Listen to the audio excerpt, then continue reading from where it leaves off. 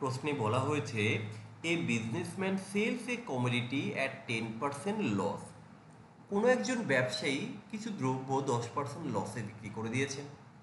If he had bought it at place 50, যদি তিনি এটাকে আরও 50 টাকা কমে বিক্রি করতেন তাহলে কি হতো, তার কিন্তু 5% লস হতো।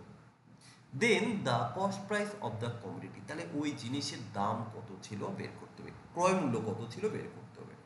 দেখো, আমরা যদি 100 টাকা ধরে করি তাহলে কীরকম হয়, ধরলাম আমার কেনা দাম 100 টাকা, এই যে 100 টাকা হচ্ছে আমার কেনা দাম, এই যে এটা হচ্ছে সিপি, ক্রয় মূল্য 100 টাকা। তাহলে এই businessman sells a commodity at 10% loss, তাহলে তিনি যখন 10% লসে বিক্রি করবেন তাহলে তিনি কত টাকায় বিক্রি করলেন, আমি এখানটায় বলতে পারি তিনি 90 টাকায় বিক্রি করলেন। আচ্ছা, এবার কি হয়েছে, if he had bought it at less, যদি তিনি 50 টাকা কমে সেটাকে কিনতেন তাহলে তার 5% লস হতো। যদি 50 টাকা কমে তাহলে 5% লস, তাহলে তিনি কত টাকায় আসলে তখন বিক্রি করতেন, 95।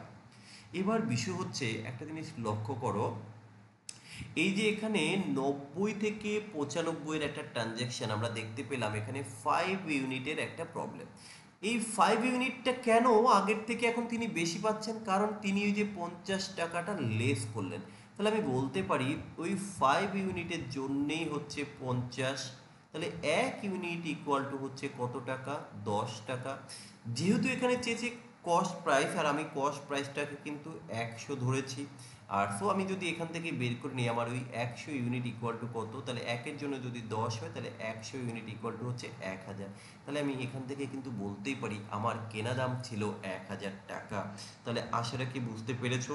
তো দেখো, সূত্র দিয়ে নয়, অঙ্ক বোঝার চেষ্টা করো, দেখো ইজিলি সলভ করা যাবে। বলো সবাই বুঝলে কিনা।